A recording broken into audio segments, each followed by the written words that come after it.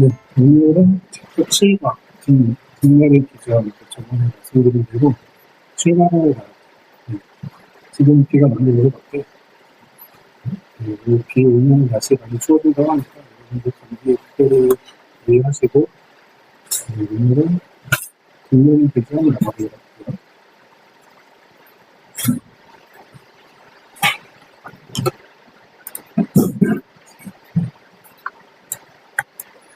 네, 일단은 뒷면의 기준. 네, 저희가 이제 4장까지는 이제 했는데, 이제 6장까지가 이제 인공지능을 사용한 게 아니라 그 고전적인 컴퓨터 기준이에요. 그래서 이제 그 6장까지 이제 내용이 이렇게 간략하게 설명이 나와 있는데, 이 컴퓨터 기준이 여기 나와 있는 것처럼 네, 꾸준히 발전을 했죠. 그래서 이제 6장을 저희가 하진 않았지만, 그 비전 에이전트를 직접적으로 제작하는 경험을 했다. 이렇게 이제 얘기가 되어 있습니다. 그래서 이제 6장까지는 내용이 사실 많은데, 근데 그렇게 고전적인 방법이 아무리 이제 발전을 해도 여전히 이제 한계가 있죠. 그게 이제 의미 분할. 의미 분할이 뭐냐면, 저희가 이제 예를 들어서 이제 뭐 그림자를 기준으로 혹은 이제 어떤 픽셀이 급변하는 그런 지점, 엣지가 생기는 지점 있죠. 물체와 어떤 그 배경을 분할하는 그런 여러 가지 기준이 있는데, 이 의미 분할이 뭐냐면, 뒤에도 나오겠지만, 이제 사람의 얼굴에서 코를 분할한다 했을 때, 이 코라는 게 이제 명확하게 형태가 있는 게 아니죠. 평면으로 봤을 때. 그림자가 져 있고, 어떤 뭐, 지난번에 제가 보여드렸던 것처럼, 어떤 뭐 흰색 배경에 뭐 모니터 사진을 찍다고 했을 때 그런 모니터 그런 어떤 딱 구별되는 그런 객체처럼 이 사람의 코는 이제 명확하게 이제 그 분할이 되지 않는 거예요. 그 명암이. 그래서 코대로 분류하고 혹은 이렇게 뭐 얼굴이 있으면 뭐 턱과 목을 구분한다든지 이런 식으로 이렇게 의미 있는 것들을 구별한다는 게 의미 분할이에요. 그래서 이 물체를 구성하고 화소를 모아서 영역으로 분할하고 물체 구조를 알아야 된다. 이런 내용이 있는데, 여기 보시면 사람이 이렇게 있죠. 여기 보면 사람을 각각 다 개별로 분류했어요. 똑같은 사람입니다. 서로 다른 사람을 분류하는 거죠. 그리고 B에 보면 영상을 설명하는 문제. 그리고 영상을 인식을 해서 자동으로 컴퓨터가 텍스처를 만들어주는 거죠.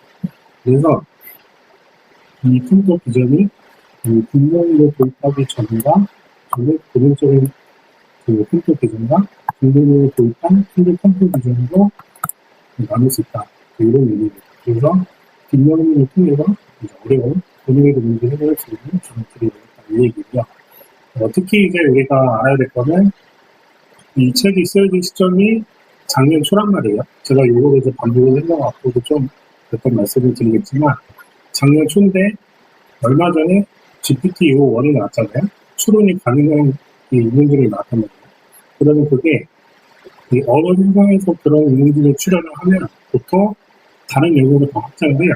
그래서 지금은 뭐 이전까지 이제 의미 분야 이런 거에서 조금 이제 뭐 오차가 있었다고 한다고 바꾸면은 추론 능력이 더해진 컴퓨터 기준이 나오면 훨씬 더 이제 사람의 버금가는 그런 이미지 분할할 수 있겠죠. 네, 그래서 이제 그런 것들이 이제 알 수 있는 좀 생각을 하면 좋겠고, 네, 그렇습니다. 그래서 뭐 방법론에 대해 전환 이렇게 첫 번째 챕터가 있는데, 네, 여기서는 이제 뭐 거의 6장까지 내용을 쭉 얘기하면서 이제 그게 한계가 있다. 이제 그 얘기예요. 6장까지 내용은 이제 한계가 있고 이제 뒷면에 써야 된다. 그런 내용을 이제 가지고 있고, 이거는 뭐 이제 그 5가나 6가 이렇게 그 안배우면도 좀 있으니까 이거는 그냥 제가 설명을 넘어갈게요. 그래서 이제 뒷면에 대해 전환이 있습니다. 그래서 이때 보시면 이렇게 이제 차트가 있는데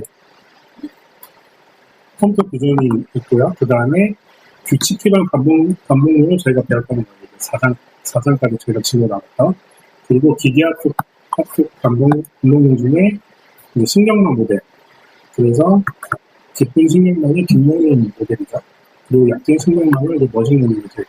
네. 그래서 이 컴퓨터 비전 반복능은 크게 규칙 기반과 기계학습을 나눌 수 있다.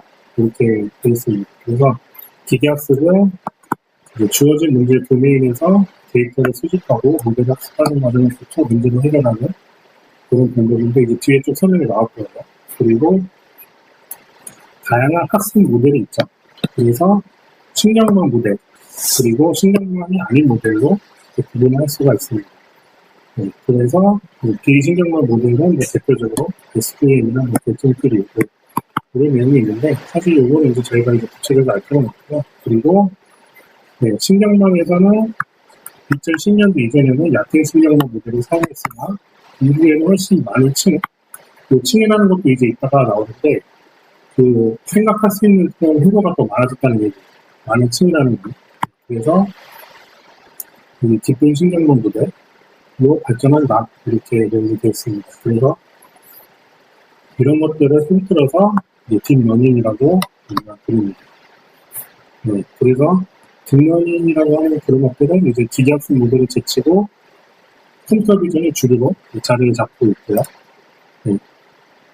그래서 기계학습의 기초로 저희가 이제 좀 알아볼 때, 가장 기초적인 예시로 이제 보일러, 집에 외국 난방하죠. 보일러라는 단순한 예시를 가지고 제가 얘기를 해보면, 이 기름을 분사하는 보일러 온도가 이제 비례해서 상승을 하죠. 그죠? 그래서 이제 이 특징을 착안을 해서 보일러 공학자는 기름 분사량을 S, 그리고 온도를 Y로 줬을 때 X와 Y의 관계를 표현하는 함수에 관심을 가진다. 이렇게 되어 있어요. 그래서 함수가 있으면 분사량의 특정 값을 설정했을 때 온도를 알 수 있다. 함수가 있으면, 그죠?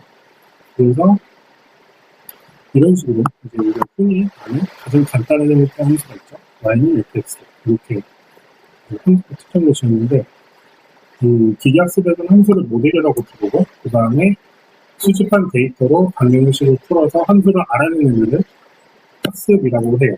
그리고 즉 실천일을 기계학습 모델의 함수 형태로 표현을 한 거예요. 네, 그렇습니다. 그래서 이렇게 학습된 모델을 가지고 특정 분사량에 대해서 온도를 계산하는 일을 예측이라고 하죠. 이거 사실 저희가 이제 말은 복잡해 보이지만, 저희들 뭐 중고등학교 때 이제 미지수 2개 쓰고 함수 2개 써가지고 좌표 2개 찍어 놓으면, 그거 y는 ax 플러스 b 해가지고 이렇게 단전할 때 1차 함수? 그래서 구하는 거 여러분 아마 했을 거예요, 다들. 그래서 그게 이제 딥러닝 이런 기계학습의 기초가 되는 그런 행위들이에요. 그럼 예를 들어서 이 데이터 수집이라는 게 뭐냐? 이 분사량을 2와 4로 설정을 해요. 보일러에다가 지금 분사량을 2 또는 4로 설정을 한 다음에 이 샘플 2개를 수집했다고 가정을 합시다. X는 분사량, 그리고 Y는 온도. 되겠죠? 그래서 샘플을 이렇게 좌표기에 그리면 그림 7-3. 네, 이 그림이 보입니다. 네, 그래서 이렇게 점이 2개가 찍혀 있죠. 네, 그래서 기계학습에 보면 수집한 샘플의 모음을 훈련집합이라고 하고, 트레이닝 세트, 그리고 여기서는 이 번호를 미천자로 표시했어요. 이따가도 많이 나오겠지만, X라는 미천자로 이가 있으면 이제 우리가 수학에 쓰는 X제곱이 아니고 그냥 X2예요. X2. 그렇게 여러분이 알고 있으면 될 것 같아요. 그래서 그렇게 표시를 하고, 그 다음에 책에서는 간결하게 X2로, X제곱이 아니라 X2로 표기를 한다. 그래서 여러분들 이런 것을 착안하시고 접근하면 될 것 같고요. 네, 그래서 이게 이 데이터 수집에 대한 간략한 내용이고, 그 다음에 이런 식으로 이제 훈련 집합이 생기죠. 기계 분사량 1에 이만큼의 기계 분사를 했을 때 3만큼의 온도가 올라갔어요. 그죠? 그리고 밑에는 마찬가지로 기계 분사를 4만큼 했을 때 온도가 4만큼 올라갔어요.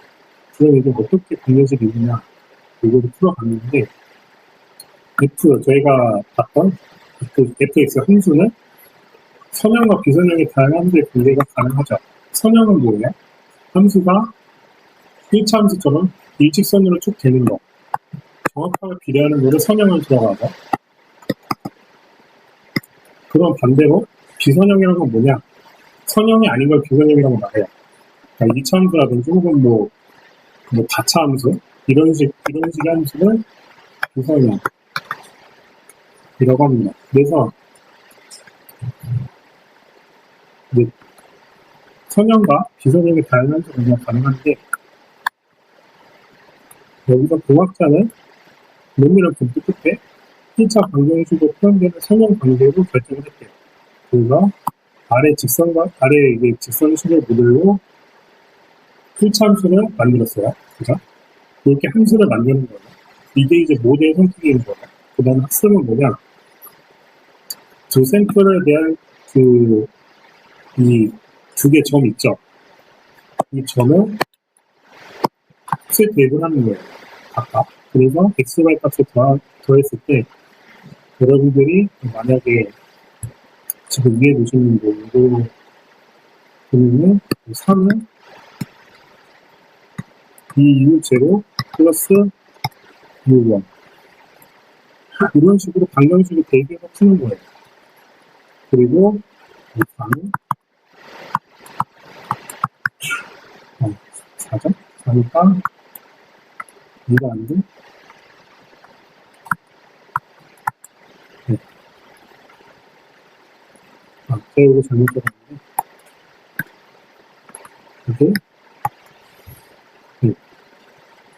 그래서 이런 식으로 했을 때 이 두 함수를 계산하면 u1 값이 0.5 그리고 u0가 2가 나오는 거예요. 이런 식으로 함수를 하나 만들었죠. 그러면 함수는 아까 fx는 u1이 이 함수에서 0.5가 나왔잖아요. 그리고 0.5x 플러스 2라는 요 함수가 도출이 된 거예요. 이거를 학습이라고 얘기를 해요.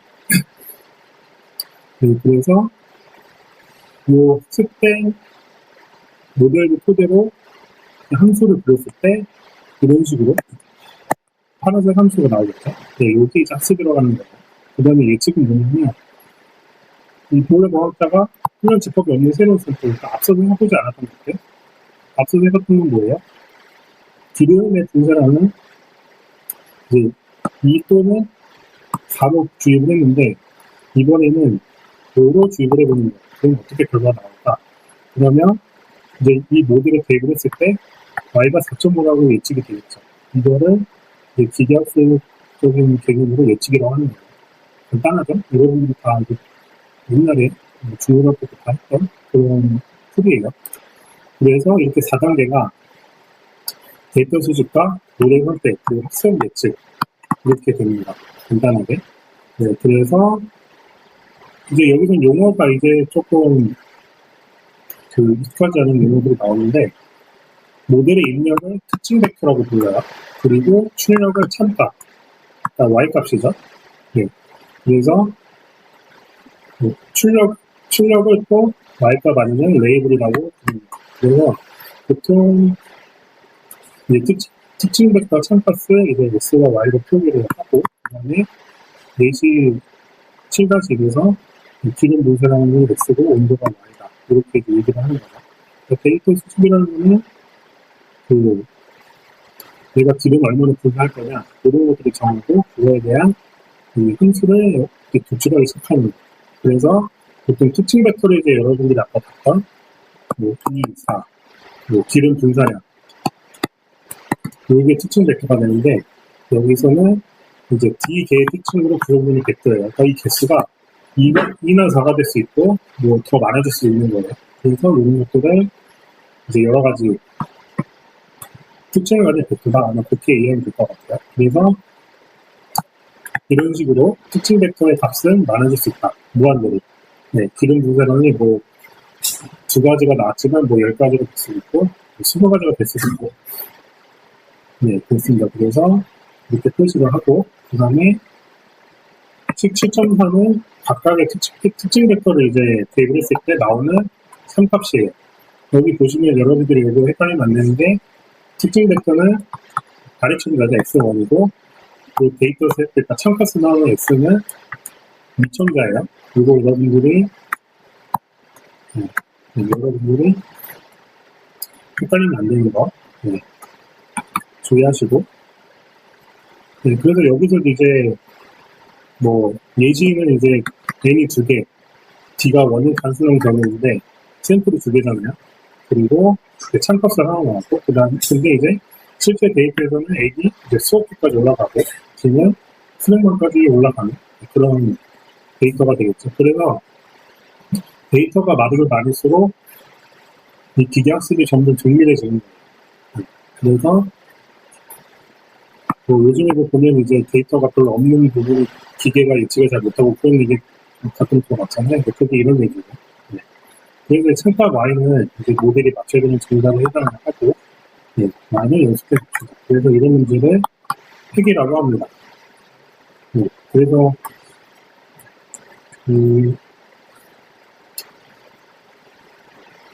보면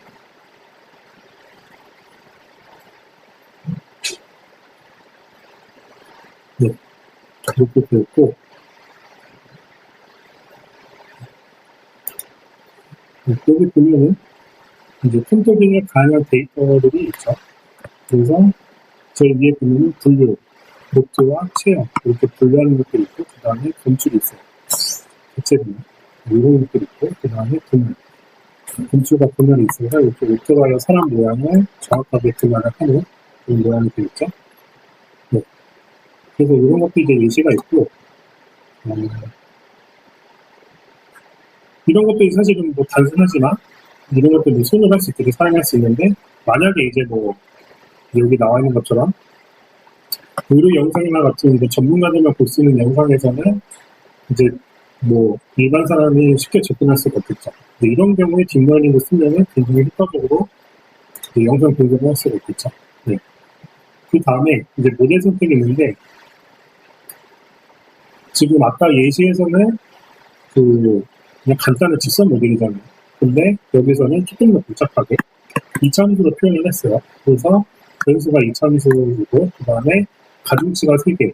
가중치라는 말은 이제 각각 상수를 말해요. 그냥 이거는. 그래서 이런 것들을 가중치라고 요즘 얘기하고, 그 가중치도 보통 그냥 W를 표시를 합니다. 그래서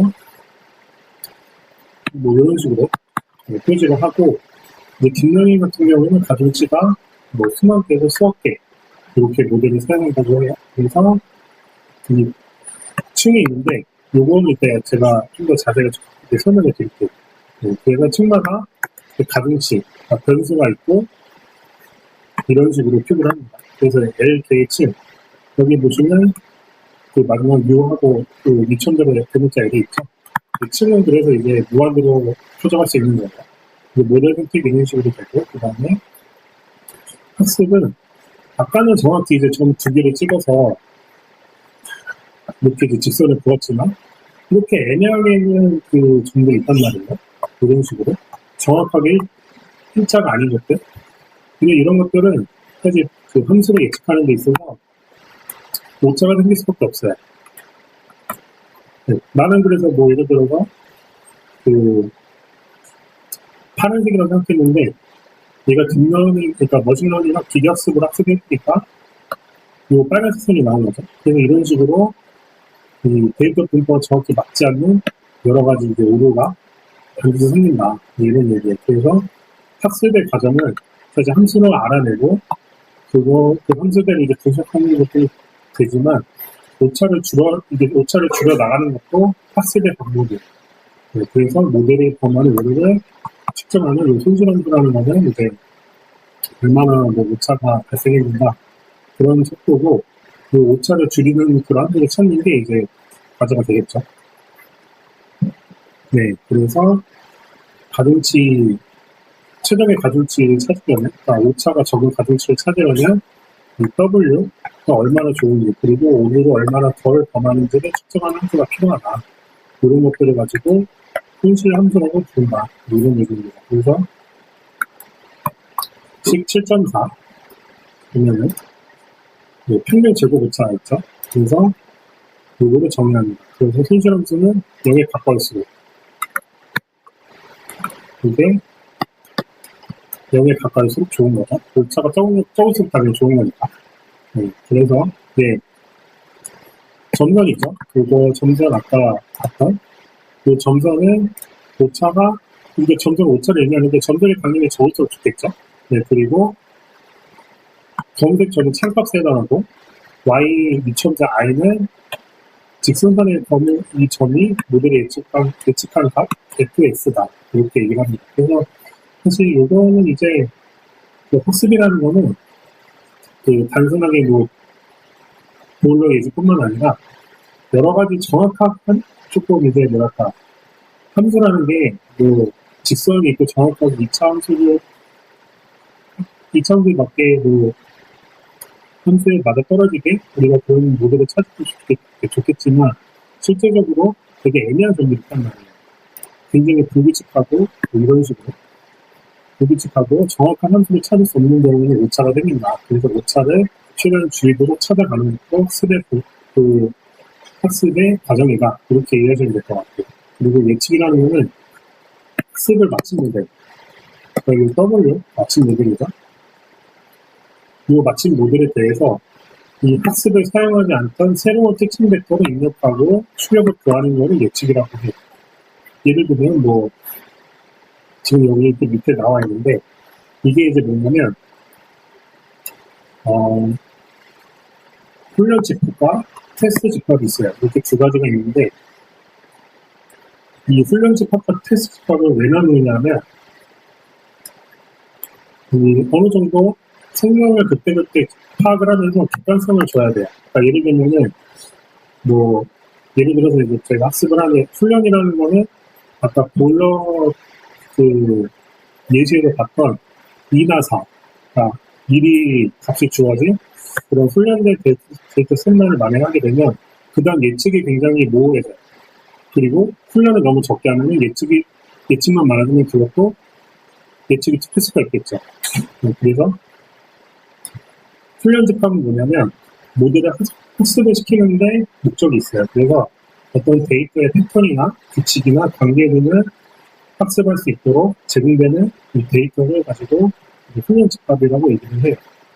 뭐 예를 들면 이제 여러분들이 뭐 이메일을 갖다가 스크린으로 이제 분류를 한다고 했을 때 그 이메일에 적혀 있는 그 내용이라든지 데이터 특정 문구들이 있죠. 스크린에 간접적으로 들어가는 그 문구들 그거를 가지고 이제 훈련을 하는 거예요. 그럼 테스트 집합은 뭐냐면 이 훈련된 학습된 모델을 가지고 성능을 평가하는 방법으로 사용을 해요. 여기는 이제 모델에 포함이 되지 않은 그런 데이터들이 포함이 되겠죠? 예를 들면 뭐 저희가 흔히 받는 뭐 스팸 문자 같은 거 얘기 들으면은 이런 것들을 걸러내야 돼요. 스팸 문자를. 뭐 캐피탈, 뭐 이런 것, 단골 문자들 있죠. 스팸에 들어가는. 근데 만약에 이런 문자들을 이렇게 딱딱 해놓고 얘를 걸러내라. 수중거부 해라. 이렇게 했는데 새로운 문구가 나왔어요. 근데 내용은 스팸과 비슷해. 이런 것들을 알아서 얘들을 자동으로 인식을 해야 되거든요. 그런 것들을, 만약에 그런 것들이 있다 했을 때 그게 테스트 집합이 되는 거예요. 이전에 포함하지 않았던 데이터들. 네, 그래서, 뭐가 있을까? 신종 스팸이라고 하거든요. 스팸 아니면은, 우리가 이전에 알지 못했던 새로운 종류의 어떤 불법 메일들, 그런 게 되겠죠. 그래서 이런 식으로 분류를 합니다. 그래서, 대충 이 비율을 정해져 있는데,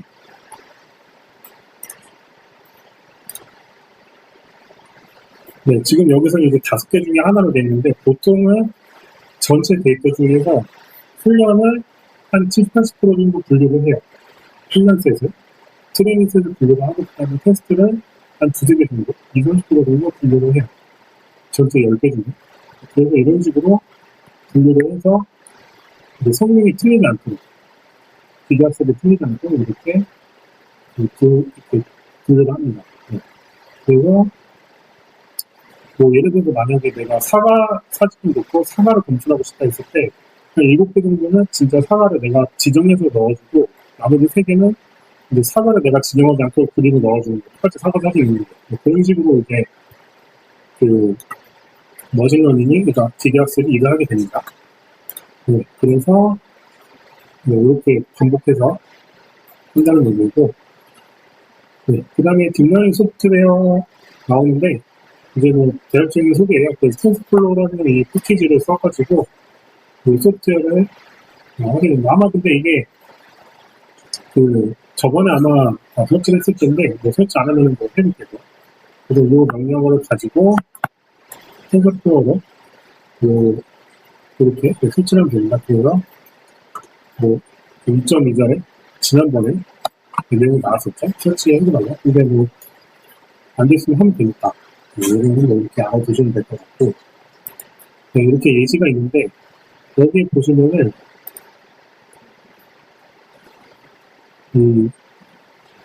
모듈이 있어요. 이렇게 예시가 있는데 6만 개 훈련 집합이 있고 10,000개 테스트 집합이 있어요. 이렇게 분리를 해요.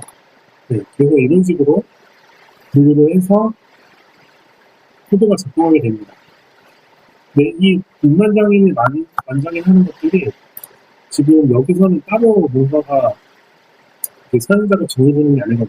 네, 그래서 이거는 이 안에 있는 그 트레이닝 세트가 안에 있는 그 프로그램이 그렇게 세팅이 되어 있는 거예요. 그래서 이거 이따가 여러분들이 이제 코딩하는 시간에 가지면 좋을 것 같고, 네, 그래서 이런 식으로 CIFR 슬러지 10, 이 데이터 쓸 수 있고, 그 다음에 이제 6만 개의 자연 영상을 가지고 있는데 5만 개의 훈련 집합과 1만 개의 테스트 집합으로 분할되어 있다. 자동으로. 이게 이제 분할이 되어 있다는 거예요. 네, 그리고 네, 뭐 이런 사진들은 이제 28 곱하기 28 픽셀맵이, 그러니까 픽셀 개수가 28 곱하기 28인 맵이 6만 장이 있다. 이렇게 이제 얘기를 하는 겁니다. 그래서 이거 이따가 해보면서 좀 잡으시면 될 것 같고, 네. 그리고 네, 인공신경망의 태도입니다. 그래서 여기 보시면 사실 이 딥러닝이라는 게 그냥 말은 좀 어렵다 뿐이지, 사실 개념이 이제 제가 설명을 하겠지만 아마 딥러닝에 처음 접하는 학생들은 좀 어려울 거예요. 사실 좀 많이 생소한 단어도 많이 나오고 되게 이게 뭔가 싶을 건데, 그냥 딱 이것만 기억하면 돼. 그냥 뉴런 따라한 거다. 딱 이거. 자세한 거 여러분들이 사실은 아마 다 기억을 못할 수도 있는데, 뉴런을 따라하려고 하다 보니까 이렇게 된 거구나. 근데 이렇게 이해하시면 될 것 같고요. 네. 그래서 내용을 보면 뉴런 1900년대 들어서 인간의 뇌에 대한 활발한 연구가 일어났다고 해요. 그래서 이때 뉴런의 정체가 조금씩 밝혀졌는데, 이 뉴런의 정보 처리 과정을 수학적으로 모델링해서 인공신경망을 만드는 연구를 시작했어요. 이때. 아주 오래됐죠. 신경과학자가 이걸 시작했다고 해요. 그래서 46년, 1900년대 중반에는 일주일에 3,000개가량의 덧셈을 할 수 있는 그거 A냐, 제가 전에 설명했고, 그 다음에 인공신경망을 구현을 해서 사람처럼 인식할 수 있는 기계를 만들려는 발상을 했죠. 이게 이제 어떻게 보면 인공지능의 시초가 될 수도 있고, 네, 그렇습니다. 그래서 그림 7.9, 네, 이렇게 지금 그림이 있는데, 보면은 이제 뉴런과 퍼셉트론이라고 하는 이게 뭐냐면 가장 초기에 있는 딥러닝 모델이에요. 그래서 뉴런과 퍼셉트론이라는 초기 인공신경망을 비교한 거예요. 그래서 보시면 여기 세포체, 여기 셀 바디라고 되어 있죠. 그 다음에 끝에 보면 시냅스가 있고, 그 다음에 축색 돌기가 여기 중간에 있어요. 네. 그래서 요거를 따라하는 게 이제 인공신경망의 시초다. 그리고 퍼셉트론을 보면 입력이 이렇게 있고요. 그 다음에 출력이 나가요. 그러니까 뉴런도 여러분들 배워봐도 알겠지만, 이 뉴런이 막 엄청나게 많이 이렇게 따뜻하게 연결되어 있잖아요. 그래서 각각 뉴런마다 이제 이전 뉴런에서 신호를 받아온 거를 처리를 해서 다음 뉴런으로 전달을 하잖아요. 이게 이제 딥러닝의 기본적인 구조예요. 그래서 수상 동기가 화학 물질을 통해서 다른 유래물로 신호를 받고, 다른 유래물로부터 신호를 받고, 이 화학 반응을 통해서 연산을 수행한 다음에 축삭은 연산 결과를 다른 물질에 전달한다. 이게 최초의 딥러닝이 학습 드론이라고 하는 그 이제 알고리즘의 개념입니다. 그래서 뉴런의 정보 전달은 그림 7-9A에 확대된 시냅스를 통해서 이루어지죠. 보시면 시냅스 그 부분 있죠. 그리고 이런 뉴런이 사람의 뇌는 10의 12승분, 그러니까 1000억 개죠. 1000억 개가 있고 이런 하나의 뉴런은 평균적으로 1000개의 다른 뉴런과 연결되어 있다. 네, 그래서 이런 뉴런 하나하나가 사실 다 뇌세포를 의미하는 거죠. 그래서 우리 뇌에 이렇게 많은 수의 이런 신경 회로가 있다. 이런 얘기이고, 아마 이게 요거를 지금은 이제 사실 딥러닝 개발한 지가 조금 시간이 지났잖아요. 그래서 아마 제가 뭐 요거는 여러분들이 찾아보시면 좋겠는데, 뭐 엄청 최근 기사는 아니고 아마 좀 작년인가 그럴 거예요.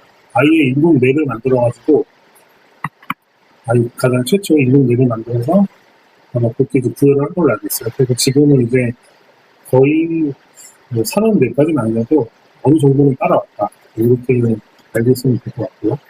네, 그래서 이런 어떤 이유로 뇌를 신경망, 뉴럴 네트워크라고 부르죠. 그래서 이런 뇌의 신경망과 구분하려고 하는 선 모델이 그 신경망을 가지고 인공 신경망이라고 하죠.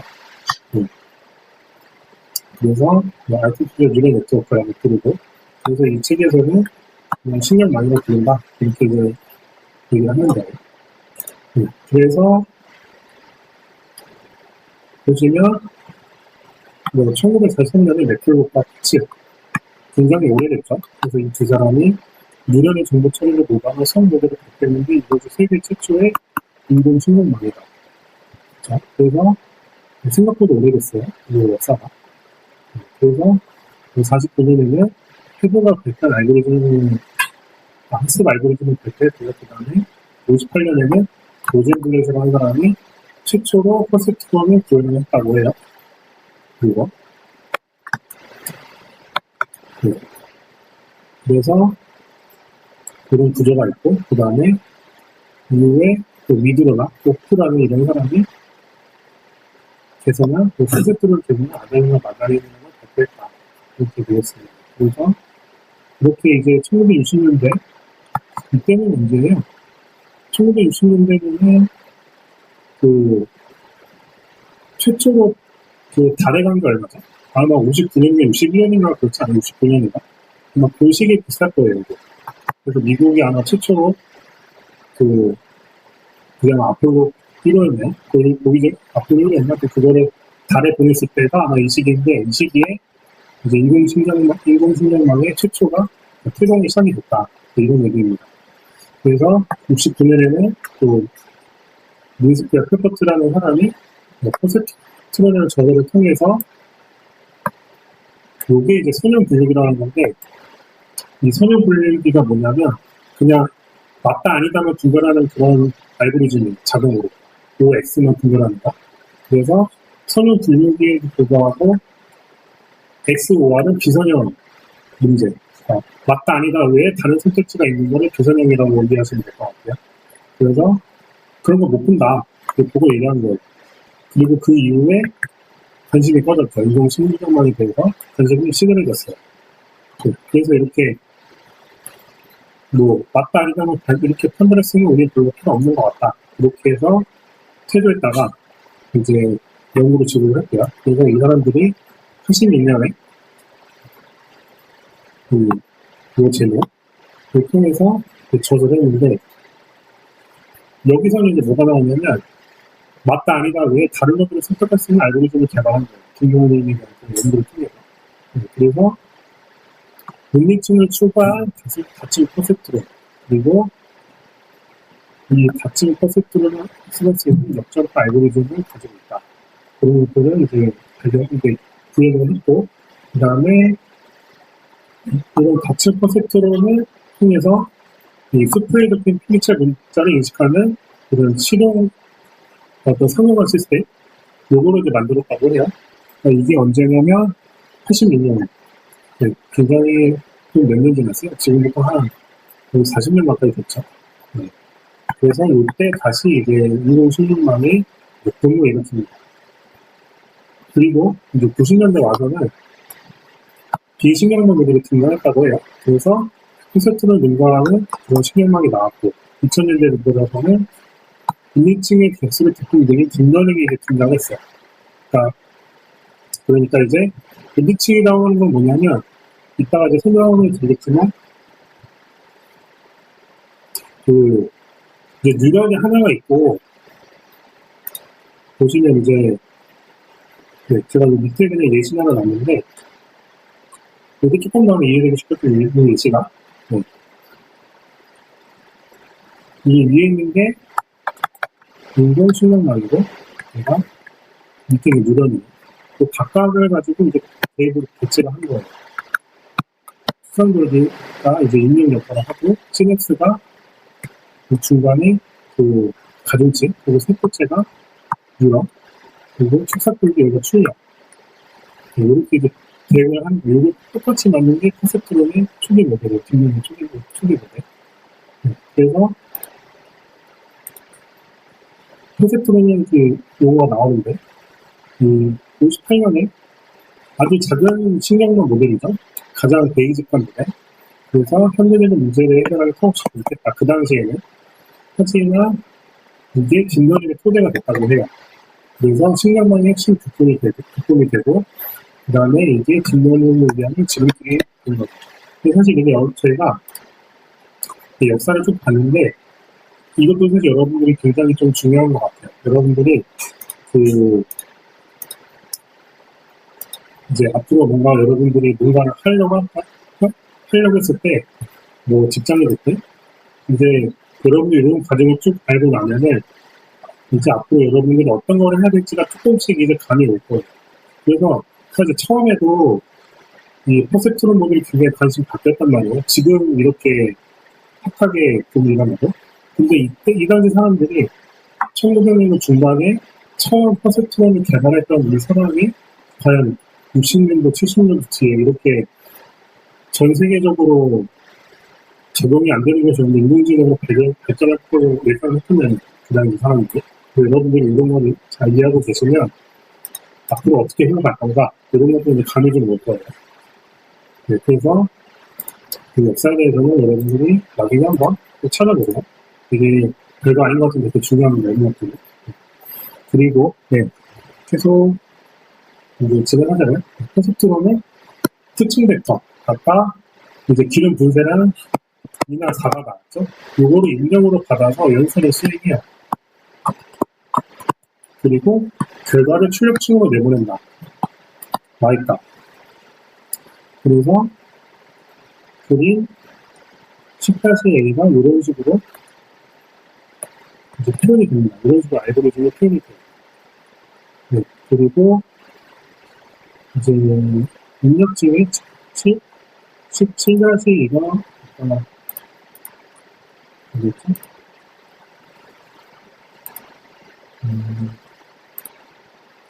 네, 여기 특징 벡터 나온 거. 여기는.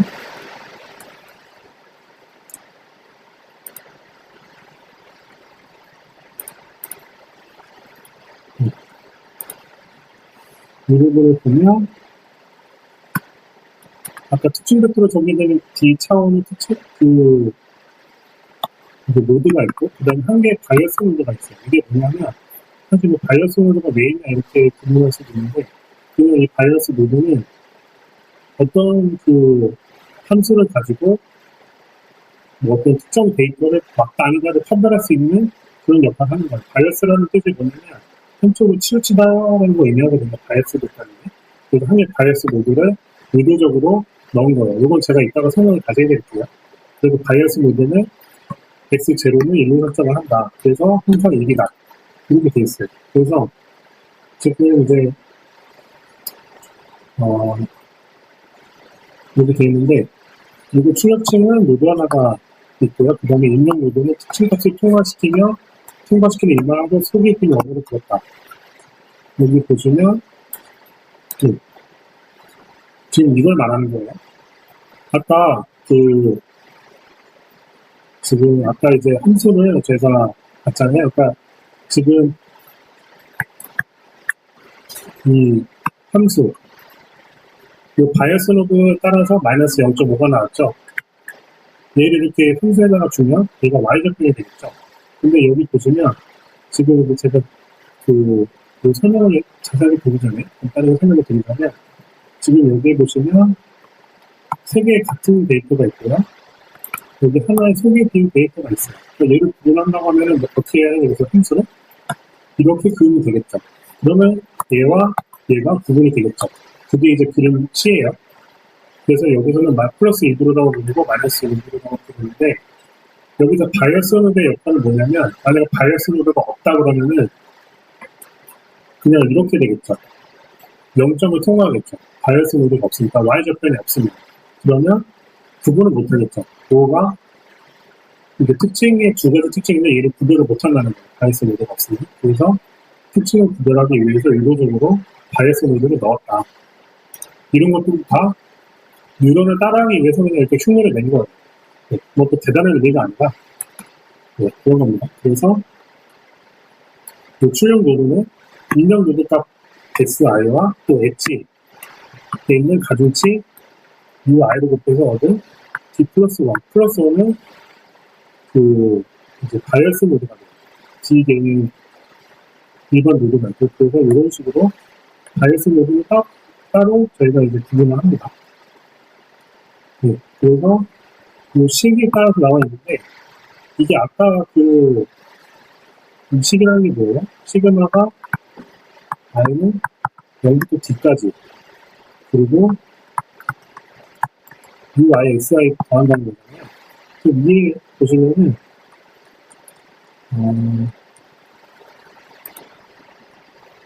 이거 있죠, 이거. 이 요거를 그냥 간단하게 시그마 형태로 다시 쓴 거예요. 네. 식이 이제 아마 새로운 식들이 나와서 굉장히 여러분들이 혼란스러울 수가 있는데 사실 개념은 다 같은 거예요. 여러분들. 네. 그래서 이런 식으로 0부터 d까지 얘들 하나 더 더한 게 이렇게 함수를 된다. 그래서 이제 S를, 곱셈 결과를 S를 더한 다음에 S를, 그리고 타우죠. 타우 함수에 통합시켜서 얻은 값, 5를 출력을 한다. 5라는 거는 이제 출력점을 거쳐서 나온 거를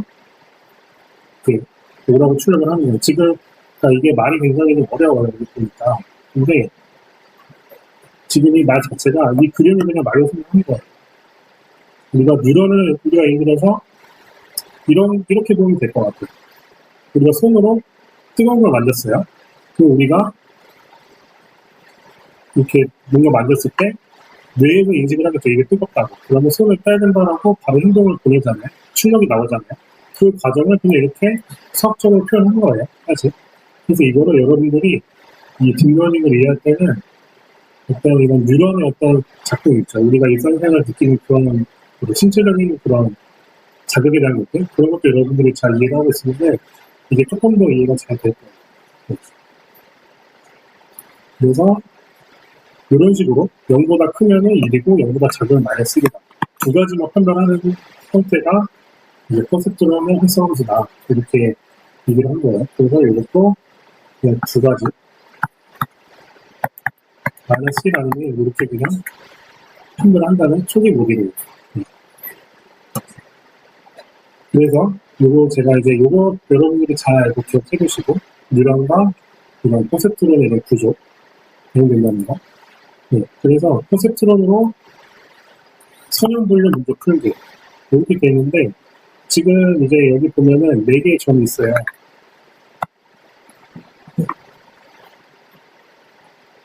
보시면 이 4개의 점이 있는데 그리고 제가 아까 얘기했었죠?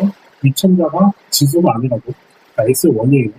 x1의 0,0은 요 가로 안에 있는 거는 x1, x2, 아래첨자 x1, 아래첨자 x2가 되겠습니다. 그래서 이거 여러분들이 헷갈리지 마시고 그리고 네, 이렇게 해서 x1이 있고 x2, x3, x4 각각 이렇게 좌표가 있어요. 그리고 그거에 대한 결과값이 -1도 1, 3개 이렇게 됐습니다. 그래서 x 미천자로 x1부터 x2까지는 특징 벡터. 그러니까 이제 아까 보일러 S2전에는 기름 분쇄하게 되겠죠. 그리고 Y1과 Y2는 참값이라는 거 뭐냐면 기름을 넣었을 때 나오는 온도값, 보일러가 작동하는 그 온도가 Y값이 되는 거예요. 참값이. 그래서 즉 측정이나 측정하에 따르면 D가 2개고 N이 4개죠. 각각 보면은 측정이가 이게 있었죠? 네. 그리고 그래서 속이 찰 샘플의 참값이 1이고 빈 샘플은 마이너스 1이다. 이렇게 나오고 있는 거예요. 그래서 이거는 이제 OR 데이터셋, 선형 데이터셋이 있고 그 다음에 B는 OR 데이터셋을 분류하는 퍼센트론에 대한 모델이에요. 그리고 C는 퍼센트론이 형성하는 결정관계. 결정관계라는 거는 이것도 굉장히 좀 생소한 말인데 대단한 게 아니라 분류하는 그냥 한 그런 얘기예요. 뭐 맞냐 아니냐를 분류하는 그런 함수, 그 결정 경계. 이걸 가지고 이제 결정 얘기하는 거고 그 다음에 이거는 이 함수. 여기 보시면 뭐였지?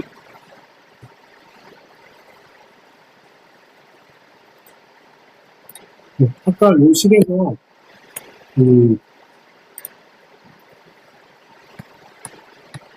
S0 플러스 U1 S1 플러스 U2 S2 이렇게 있잖아요.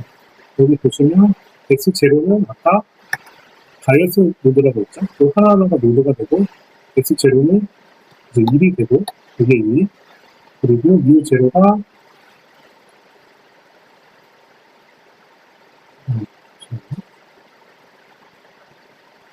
U0가 이제 0.5가 되겠죠. 그리고 여기 이제 그 다음 첫 번째는 U1이 1, X0는 어디 1. 아까 그러니까 이게 지금 X2를 가지고 얘기하는 거예요. 그래서 X1과 X2. 그래서 여기서 X0는 이 값이 X1 값으로 가는 거죠. 그래서 얘는 플러스 0이 되고 그 다음에 X2는 2 곱하기 1이니까 1이 되고 그래서 얘는 1이 되죠. 그래서 얘를 지금 제가 조금 이제 핀도 질문하긴 한데 여러분 계산해보면 쉬워요. 그래서 0.5 플러스 1은 1.5죠. 근데 얘 자체가 0보다 크죠. 그럼 얘는 그냥 1이 되는 거예요. 네. 그래서 결과가 이렇게 1이 나왔고요. 그래서 X2의 참값이 Y2는 원인으로 이거 이렇게 분리했다. 이런 얘기예요. 근데 여러분들이 사실 이 문제도 지금 한 번만 듣기에는 사실 이게 이야기가 이해하기가 쉽지 않을 거예요. 그래서 여러분 나중에 꼭 복습을 해보시고 아마 차근차근 보면 금방 이해될 거예요. 되게 어려운 내용은 아니라서. 네, 그렇습니다. 그래서 그림 11 다시 7-11의 B 이거는 이 가중치의 7.5에 대입하면 아래식의 첫 번째 행이 된다. 이 얘기. 그래서 이런 식으로 이제 함수가 나오고 그 계산은 되고 그 함수가 이제 여기에다가 대입을 했을 때 정확하게 이 세 개와 하나로 구분을 했죠. 네. 이렇게 됩니다. 그래서 이거는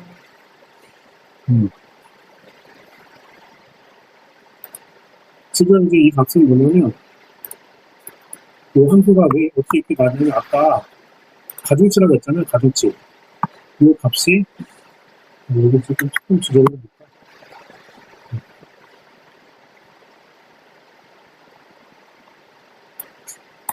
여기 보시면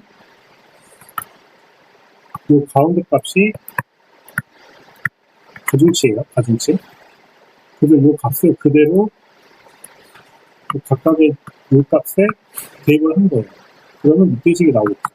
그리고 밑에 식을 다시 X2에 대한 식으로 다시 풀었으면 이런 함수가 나오고 이게 이제 그림 7-11에 C의 이런 분류리로 작동을 하는 거예요. 그래서 이런 식으로 나온다. 그래서 여러분들이 사실 이거를 뭐 손으로 계산할 일은 없거든요. 근데 이거를 여러분들이 이제 그냥 간단하게 원리가 어떻게 돌아가는지만 이해를 해도 아마 뭐 나중에 여러분들이 코딩을 할 때 크게 어려움은 없을 것 같아요. 어쨌든 개념이 이렇다는 거 여러분이 알고 있으면 될 것 같고 그래서 공간을 두 개로 이제 분리를 했는데 노란색 부분은 모두 플러스 1으로 분류하고 녹색 부분은 마이너스 1로 분리를 했다. 그래서 노란색과 초록색 이렇게 분리를 했다는 거예요. 그래서 여기 이제 결론이 이렇게 나오는데 퍼센트는 그냥 분류기다. 이렇게 이해하면 돼요. 그래서 이게 사실 이렇게 대단한 알고리즘이 아니라 퍼센트론 자체가 아까 제가 이제 쭉 역사적인 부분을 설명하면서 했던 것들이 단순 분류기다. 그래서 그렇기 때문에 그 당시에는 이게 그렇게 각광받지 못했다. 이렇게 얘기를 하는 거고요. 그 다음에 이것도 사실은 행렬력을 표기한 건데 아까 특징 벡터 있죠? 뭐 S0, S1, S2 이런 것들 그냥 이걸 전체 행렬을 한 거예요. 전체라는 거는 그냥 행과 열을 바꿔서 풀어쓴 거를 전체 행렬을 하는 거죠. 그래서 이렇게까지 써가지고 이런 식으로 계산을 하면 이게 나온다. 그러니까 위에 보면은 복잡하게 함수를 써가지고 계산을 했잖아요. 근데 이렇게 복잡하게 할 필요 없이 행렬을 나타내면 된다는 거예요. 그래서 여러분들 이것도 되게 그냥 얼핏 딱 보면은 되게 좀 복잡하게 보이고 되게 흥미점도 날 수가 있는데 그리고 차근차근히 보면은 전혀 어렵지 않습니다. 그냥 단순 행렬 그냥 여러분들이 예전에 배웠던 행렬을 연산이에요. 네.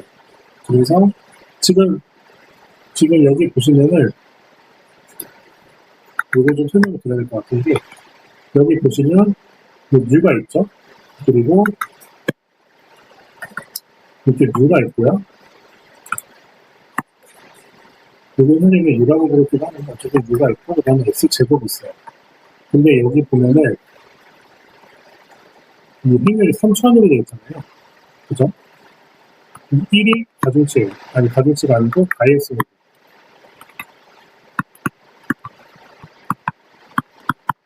그리고 이 밑에 거 두 개가 원래 있었던 X2는 0.1 이렇게 됩니다. 그러니까 이거 여러분들이 이해를 하시면 될 것 같아요. 이거 다시 보면은 여기 지금 이 문제는 이걸 가지고 풀단 말이에요. X2를 가지고 풀었단 말이에요. 그래서 여기 보면은 0.1이 나오죠. 이 천자 X2는 아래 천자 X0, X1, X2 그리고 이 앞에 X0가 바이어스 노드. 그러니까 바이어스 노드는 항상 따로 오는 거예요. 그래서 이런 식으로 행렬을 계산할 때 바이어스 노드 하나 추가해주고 3차원으로 쓴 다음에 이런 식으로 행렬 계산하면 바로 나온다. 이런 얘기예요. 그래서 여기 보시면은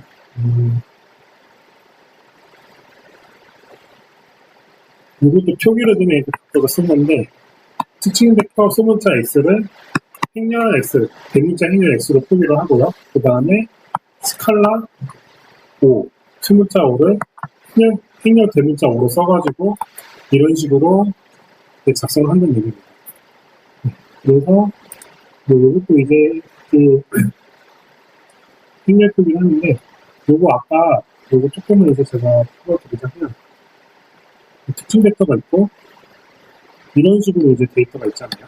그죠? 이거 아까 요게 지금 예제 7-2가 연결되는 거예요. 이게. 그래서 각각의 x1이 0.0, x1이 0.0, x2가 0.1 이런 식으로 이제 되고 전치를 했죠.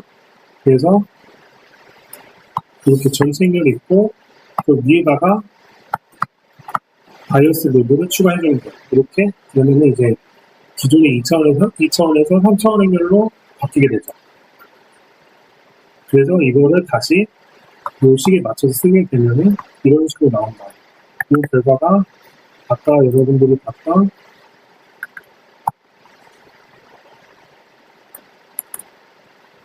이 y값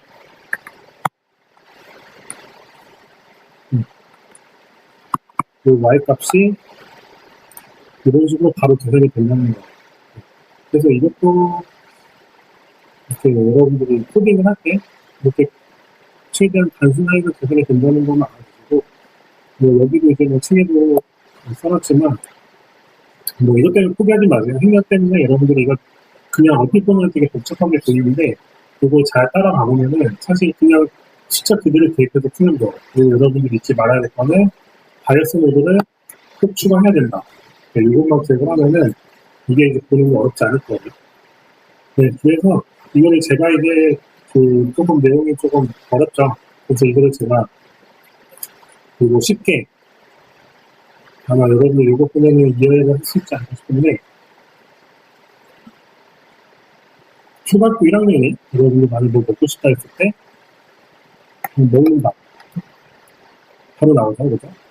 생각이 단순하면. 근데 조금씩 이제 상황이 어때요? 판단을 하죠. 뭔가 먹고 싶은데 그렇게 땡기진 않아, 음식이. 그러면은 안 먹으려고 될 수도 있죠. 그리고 좀 더 컸어요. 그러면 이제 먹고 싶은데 뭘 먹을까? 사 먹을까? 뭐 여기 보면 종류가 있고 위치가 있죠. 그리고 뭘 먹을까? 요게 이제 뉴런이 점점 복잡해지는 그 과정이에요. 이런 생각을 해보고. 그래서 여러분들이 이제 딥러닝도 사실은 이런 인간의 어떤 생각 회로를 그대로 좀 더 컴퓨터로 그렇게 이해하시면 됩니다. 그래서 보시면 이게 특징 벡터, 앞에 특징 벡터가 되고, 그 다음에 그 가운데가 가중치예요. 그 가운데가 뭘 먹을까? 그리고 이게 출력 이렇게 되겠죠. 그래서 지금 이 뒤에 보면은 뭐 깊은 닫힌 콘셉트로라고 해서 좀 어렵게 말이 나오는데, 이게 무슨 말이냐면 지금 이제 배고프다는 입력이 됐고, 그 다음에 못 먹을까는 그런 판단의 과정이 있어요. 그리고 뭘 먹자라고 결정을 내려요. 근데 이 사이에 하나가 더 추가되는 거예요. 어디서 먹을까? 혹은 누구랑 먹을까? 이런 것들. 그러면은 뭐 언제 먹을까? 뭐 2시, 4시 뭐 이런 식으로 뭐 되겠죠. 이렇게 생각이 점점 조건이 추가되는 거를 닫힌 콘셉트론이라고 얘기를 하는 거예요. 쉽게 말해서. 그래서 그런 것들을 가지고 여기서는 뭐라고 하냐면 선형 분리 가능한 데이터 쓸 수 있고, 그 다음에 비선형, 아까 제가 얘기했던 함수의 형태가 선형이 아닌 거죠. 비선형이죠. 그래서 이런 데이터셋을 구분하기 위해서 이렇게 콘셉트론 그 사이에 여러 개의 층을 추가한 거를 가지고 닫힌 콘셉트론이라고 한다. 이제 그런 얘기예요. 그래서 이거를 사실은 이제 저도 이거 처음 볼 때 굉장히 좀 어렵게 느껴졌는데, 이거를 계속해서 이제 인간의 대비를 이렇게 생각해보면 아마 그렇게 어렵지만은 않을 거예요. 네. 그리고 지금 이 단어를 나가기 전에 그 아까 코드 있죠? 그거 한번 이제 저희가 실습을 한번 해볼 텐데, 아까 어디였죠? 네, 요거 7-2 요거 조금 긴데, 지금 여기 보시면 패턴이 나눠있죠? 이런 식으로. 그래서 특히 요 2랑 3은 비슷한 구조니까 여러분들이 만약에 이제 시간이 좀 부족한 것 같으면 또 요것만 해도 되고, 네, 그렇습니다. 그래서 여러분 이거 해보시는데, 요거는 지금 한 15분 정도 시간을 드릴게요. 네, 요거 한번 해보시고 다시 진행하도록 할게요. 4시 20분에 다시 진행을 하도록 할게요.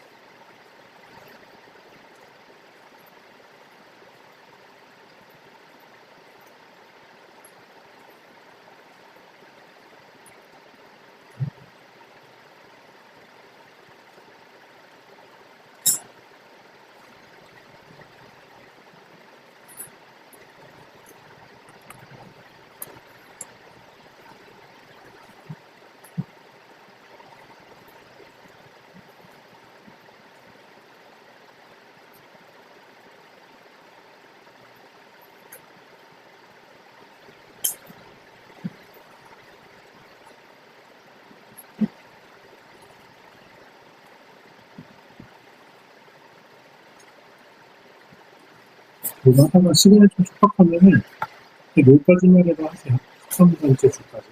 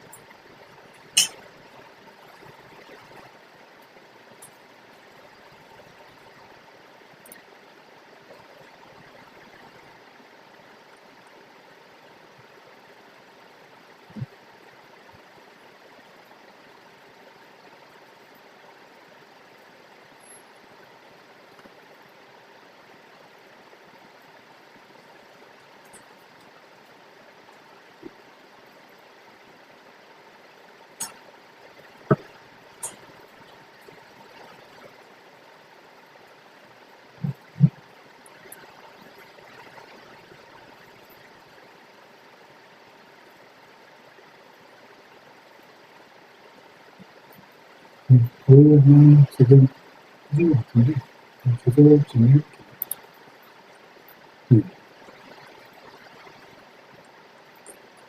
보시면 여러분들 이런 결과가 나올 거예요. 결과가 똑같이 이렇게. 그래서 아마 지금 코딩 하시다가 에러가 나오시면은 이거 잘 찾아보시고. 그리고 지금 제가 반복해서 말씀드리자면 여기서 노트북 말고 여기 강의실 컴퓨터 하시는 분들은 코드를 다 어떻게든 여러분들 USB건 뭐든 다 가져가셔야 돼요. 이거 다시 껐다 키면 이제 초기화 되니까. 그렇게 하시고, 깊은 닥쳐 콘셉트로 이 부분인데, 이게 뭐냐면, 아까 제가 설명했던 초창기의 컨셉트로는 이 비선형 문제를 해결 못한다. 이제 그 얘기를 했어요. 그래서 XOR 데이터셋, 비선형 데이터셋은 퍼셉트론의 가중치를 어떻게 설정하든 4개 중 하나는 칠 수밖에 없다.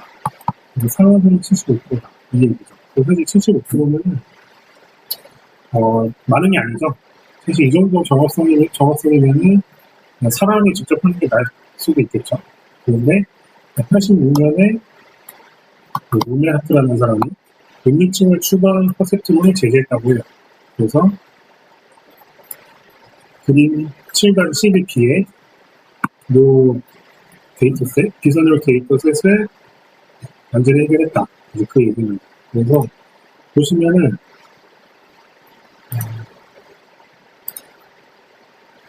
보시면 13B처럼 퍼셉트론을 2개를 사용하면 특징 공간이 3개가 되죠. 그렇죠? 특징 공간이 하나, 둘, 3개가 되고 여기에서 이제 2개의 출력이 가능하죠. G1과 G2 그리고 G1과 G2 모두 플러스 1일 때는 플러스 1이고 나머지는 마이너스로 한다고 하면 이 4개를 정확하게 분류할 수도 있겠죠. 이것도 이제 간단한 예시예요.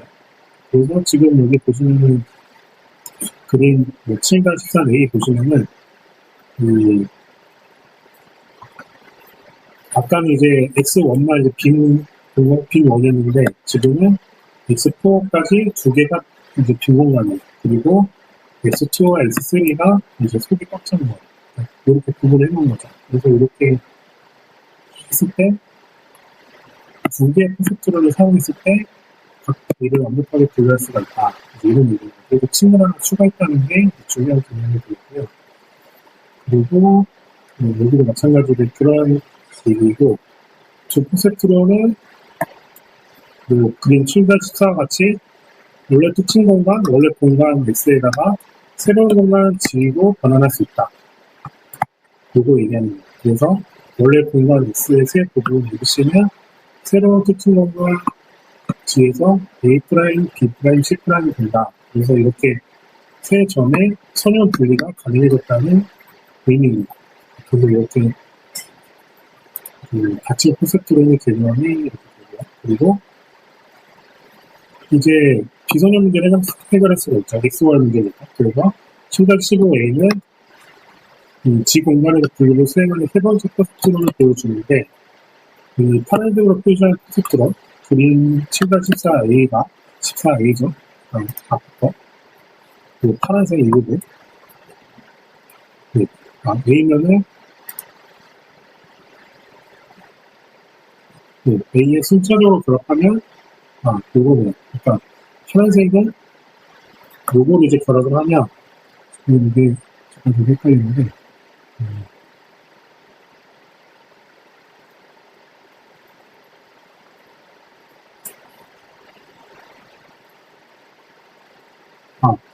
그러니까 요거죠. 그러니까 파란색으로 표시한 이 부분을 순차적으로 결합했을 때 이런 식으로 된다는 얘기예요. 그래서 세 번째 퍼스트론의 순차적인 결합 이 얘기입니다. 그래서 요거를 지금 이제 시간이 얼마 없으니까 제가 그래프에 설명해드릴게요. 이거 아마 다음 시간에 제가 업로드 할 건데 이게 이제 닥쳐 퍼스트론이에요. 요거 밑에 거 그리고 위에는 실제 이거 밑에 거는 인공신경망 각각의 히든 레이어가 이렇게 있어요. 인풋이 있고 이게 각각의 뉴런이 되는 거예요. 각각이 그리고 아웃풋은 출력이 되겠죠. 그래서 이게 사실은 여러분들이 설명이 지금 보시면은 행렬도 되게 복잡하게 돼 있어요. 근데 행렬 같은 경우는 계산을 어떻게 단순하게 좀 간단하게 빠르게 할 수 있는 거를 나타내는데 여기서 이제 보시면 되게 복잡해 보이는 사실 그런 개념이고요. 지금 이 가치 퍼셉트론의 원리는 이렇다. 그래서 여러분들이 보시면 감각 뉴런이 있고 연합 뉴런이 있고 운동 뉴런이 있잖아요. 실제로 우리 몸에서. 근데 이 뉴런이 한두 개가 아니죠. 수억 개가 있죠. 아까 뇌에서만 해도 뉴런이 1000억 개가 있는 거잖아요. 이 뉴런을 그냥 그대로 모방한 게 가치 퍼셉트론이에요. 초기 이 인공신경망 모델. 그래서 여러분들이 이 내용들은 아마 여러분들이 지금 뭐 한 번 듣고 이해가 안 가더라도 그냥 요것만 이해하고 계시면은 아마 이제 거의 이제 그 전체적인 틀에서는 여러분들이 헷갈리진 않을 거예요. 네, 이렇게 여러분들이 알고 있으시면 될 것 같고, 네, 오늘은 일단 수업을 여기까지 할게요.